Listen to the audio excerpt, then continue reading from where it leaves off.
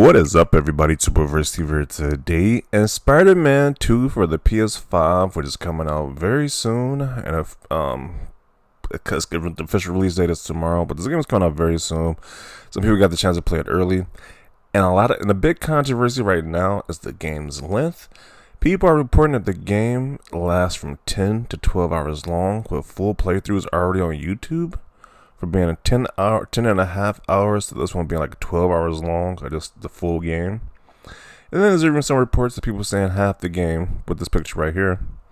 You can see that half the game is, let me see if I can try to, like this one says 5 hours. 5.5 hours of just cutscenes. It's just cutscenes into a movie format, so. This is a very short game. This could be beaten within a day or two. Probably be beaten in the weekend, pretty much for most people. Yeah, it's coming under some scrutiny. People were saying, hey, is this worth buying for $70 plus tax? I'm around $80 for some people. For a 10 to 12 hour long game. So, I gave my thoughts about this in previous videos. I am going to let the Sony fanboys, the zealots, I'm going to let them be the beta testers. They're going to play the game over the weekend. They'll probably try to trade it into GameStop once they're done with it, or eBay. So I'm going to buy it when it's a lot cheaper.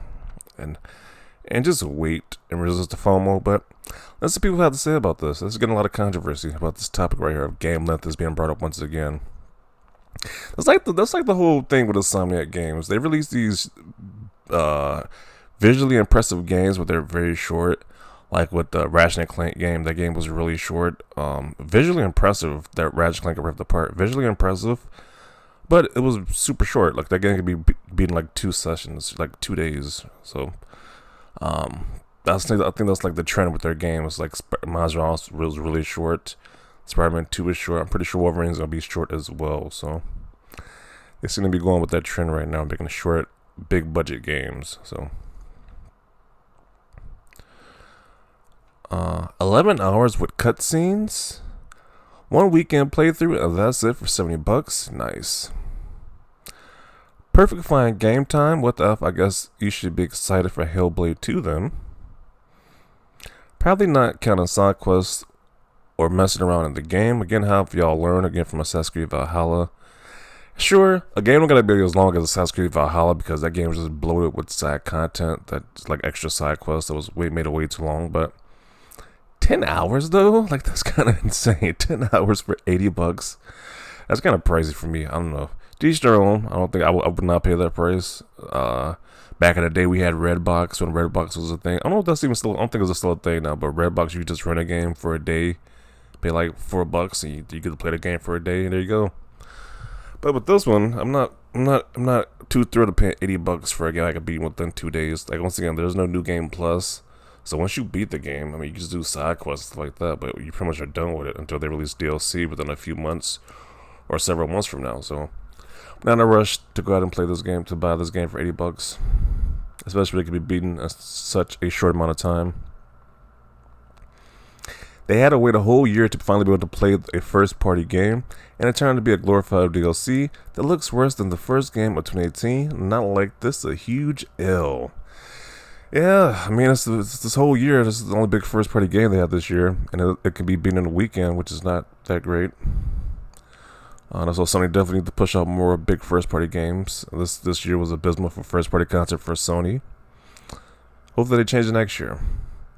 I don't have a problem with game length being 8 to 12 hours for a story game, but it's not something I pay full price for at launch. I don't replace story-driven games. I don't have the time. As a father, I only replay games with multiplayer that I enjoy. Perfect length for my GameFly rental on a weekend playthrough. Yeah, this is a great game for a rental. Like this is great for a rental because you can just play it on a rental, return it back, and you won't lose that much. You won't lose that much money. Your money won't be invested into this game. So. Mom and son, they did this dude dirty. They called Mary Jane his girlfriend, his mother. That's messed up. Sorry that's not long enough for the price. I get these short games here and there, but not, but wow, yeah. Probably 15 to 17 hours for the average player though. I would hope it's that long. Like if you do like all the side quests and stuff like that, I would hope it's that long for the average person, but like 10 to 12 hours, like I didn't actually look at the whole, like, these little playthroughs right there. They just do straight story. They do some side content as well. I'm not really sure, but hopefully it is like 15, 17 hours for the average person who's just playing a game normally. It be like that sometimes, as he points out the Starfield gameplay walkthrough only being like 8.5 hours. Then again, if you play Starfield, that game is not going to be 8.5 hours unless you're just doing a straight story missions. This game is hundreds of hours long. I'm still playing the game as of right now, so, and I got way over 8 hours into the game. Not even close to being done with the game, so, you know, I get what they're trying to say, that any game can be beat if you just play the story mode, but it's still not the same. Like, that's a stretch right there. That is Starfield. If all you do is gather the artifacts and powers and dip out. Thank God the movie is out on YouTube. I don't see that people can do that. Like, I know they got a full playthrough, but you just consuming this like it's a movie. I just don't get it. I'd rather play the game myself than just watch it as a movie. To each their own, I guess. I can't do it. It's nice to have some shorter games, but I'll guarantee I'll be on this for 30 to 50 hours.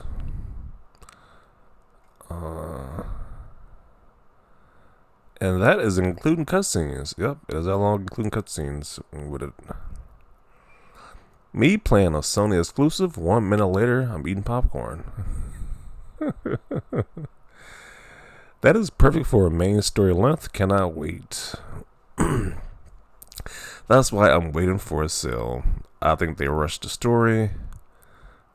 I don't know. There's definitely some divided opinions about this. This guy said it's 30 hours. Like, what are you doing with 30 hours? Oh, 30 hours to get the platinum trophy. If you want to get everything, it's 30 hours. But the most people care about getting a platinum trophy. Like, I definitely don't care about getting a platinum trophy. It's like, I might do some side missions, some side content, but I don't care enough about getting the platinum trophy. That's for sure. I'm a Sony pony, but 10 hours, come on, bro. That is just ridiculous. A story campaign for any game being 11 hours is great, not including side activities, achievements, trophies, side quests, etc. The side stuff and completion criteria adds to the experience. Those spinning this as a negative need to stop. I don't know. Chime down in the comment section. Do you think this is a perfectly fine amount of time for this game? Once again, a full price game for $70. 11 to 12 hours. Or do you think it's just perfectly fine? Or do you think it's an issue that you probably should wait for a sale for this? I don't know. I know people gonna have their own opinion about this. Like, it's just not a cut and dry answer. People gonna have their various opinions about this, but I don't know. For me personally, I just can't do it for 8 hours. I mean, 10 to 12 hours for $80. I can't do it personally. When I have a huge backlog of games I could be playing right now, I just wait for this one to go down in price a little bit. Damn, a game that's 12 hours long and 6 hours of cutscenes outscore Starfield, Redfall, Forza, and Hi-Fi Rush. You must be crying yourself to sleep tonight.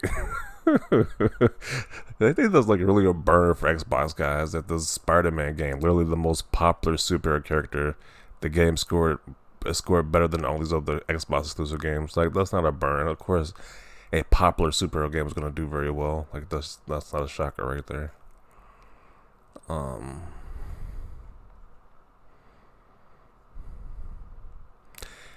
It took you 12 hours to make a character and finish that crappy mining quest. They are really hating on Starfield. Like, jeez. Discussion is on Spider-Man, but they can't help to talk about Starfield. You would be talking about how great Spider-Man 2 if it was on Xbox. Well, if it was on Xbox, it would be on Game Pass, which you're not paying that much money to play the game for some Game Pass. But since it's not, you're paying a full 70 plus tax. So it's the reason why that price needs to be discussed, and the game stuff needs to be discussed in this manner. So, how ponies play Spider-Man 2. What is this? How do you make these pictures like this? Apparently there's a Sony fanboy in a complete filthy mess right here. Okay. 6 hours of cinematics. That is just wild. That's half the game right there, just cinematics. Playing Sony exclusives be like getting your popcorn like you're watching a movie. They're never beating those movie allegations for these Sony exclusives. because 6 hours of cussing is just wild when it's like half the game time, literally. It matters on how you play, and the side mission cutscene skips and more. No wonder it's 10 hours, not even including the cutout parts. Have you ever considered just, enjoying your hobby? Just a thought. I mean, people point out how long the game is, now they're not enjoying the hobby. I don't know. Starfield, 8 hours main quest. But then again, Starfield has a new game plus too, though, so it's a big stretch to compare Starfield and Spiderman. It's like they're just grasping at straws at this point. How many load screens, though? I love Starfield more than Spider-Man, but quality over quantity, really. Keep crying, it got rated better than Starfield.